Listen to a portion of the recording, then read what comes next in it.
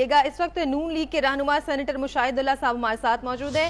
مشاہد اللہ صاحب، یہ فرمائے گا کہ حکومت سندھ کا کہنا ہے کہ نیشنل ایکشن پلان میں وفاق اپنا کام نہیں کر رہا ہے، ذمہ داری پوری نہیں کر رہا ہے، سندھ میں بدامنی ہے تو وفاق کی وجہ سے، آپ کیا کہتے ہیں اس پر؟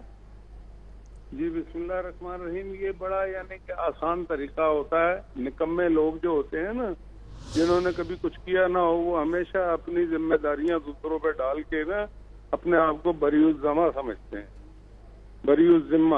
بات یہ ہے کہ جو نیشنل ایکشن پلان ہے اس میں چند 4-6 چیزوں کے علاوہ باقی تو سارے کام کرنے ہی صوبوں نے ہیں، اور یہ لا اینڈ آرڈر ویسے بھی صوبوں کی ذمہ داری ہوتی ہے۔ نیشنل ایکشن پلان کے تحت جو ہر صوبے میں ایپیکس کمیٹی بنی ہے، اس کمیٹی کا سربراہ جو ہے چیف منسٹر ہوتا ہے۔ تو اگر آج میٹنگ میں ان کی کوئی پوچھ گچھ کی ہوگی کہ تم نے فلاں فلاں کام کیوں نہیں کیے، تو باہر نکل کے یہ کہہ دینے سے ان کی جان نہیں چھوٹے گی۔ سندھ میں جو کچھ ہو رہا ہے، جس طریقے سے جو لاڑکانہ سے لے کے جو کراچی تک حالات ہیں، تو آج کے تھوڑی ہیں۔ مطلب کہ آپ چھوڑ دیں ہماری حکومت کو، آج ہماری حکومت سے پہلے کیا حال تھا اور اب کیا حال ہے، زمین آسمان کا فرق ہے یا نہیں ہے؟ ہماری حکومت سے پہلے تو جو سپریم کورٹ تھی، اس کا بینچ یہ کہتا تھا کہ یہ جو حکومت ہے یہ دہشت گردی میں ملوث ہے۔ ان کی پارٹی کے چیف منسٹر اور فریال تالپور جو ریناؤنڈ، آج جسے پیپل پارٹی بھی دہشت گرد کہتی ہے، عزیر بلوچ کا، اس سے ملنے نہیں جایا کرتے تھے۔ تو جب آپ خود دہشت گردوں سے ملیں گے، سپریم کورٹ یہ کہے گی کہ آپ کے عسکری ونگ ہیں، آپ کے لوگ بھتہ خوری میں انوالو ہیں، اغوا برائے تاوان میں انوالو ہیں، تو یہ تو کل کی بات ہے۔ آج تو ہم نے یہ ساری چیزیں ختم کر دی ہیں۔ ختم کرنے کے بعد ہونا تو یہ چاہیے کہ آپ ہمارے شکر گزار ہوں۔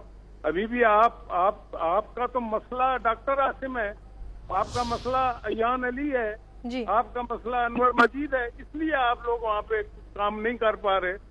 آپ تو ہر چیز دے، آپ کو کوئی آدمی دنیا میں کہیں کرپشن کر رہا ہو، آپ اسے پیپل پارٹی میں شامل کر لیتے ہیں۔ ڈاکٹر عاصم تو پیپل پارٹی میں نہیں تھا، کرپشن میں پکڑا گیا، آپ نے کراچی کا صدر بنا دیا۔ آپ تو ان چیزوں میں بزی ہیں، تو آپ کہاں سے اصل کام کریں گے؟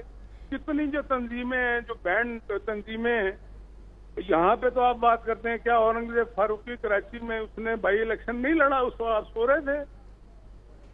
اچھا یہ فرمائیے گا، مولا بخش چانڈیو کہتے ہیں کہ وفاق غیر قانونی اسلحے کو کنٹرول نہیں کر رہا ہے، کیا غیر قانونی اسلحے کی روک تھام صرف وفاق کی ذمہ داری ہے؟ ان کا ایک وزیر ذوالفقار مرزا، اس نے یہ کہا تھا کہ میں نے 6 لاکھ اسلحے کے لائسنس دیے ہیں سندھ میں۔ لیاری کی امن کمیٹی کے وہ چیف تھے، تو ہمارا کیوں نہ کھلوائیں، اپنا کام کریں۔ وفاق جتنا سپورٹ کر رہا ہے، آج اگر کوئی ڈیولپمنٹ کا کام سندھ میں ہو رہا ہے تو وہ وفاق کر رہا ہے نا۔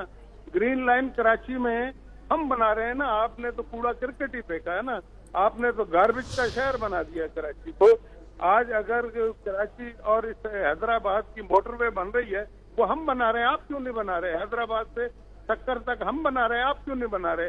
آپ کے بارے میں آج کا چیف جسٹس سندھ کا یہ کہہ رہا ہے کہ آپ 91 ارب روپے کھا گئے ہیں لاڑکانہ کی۔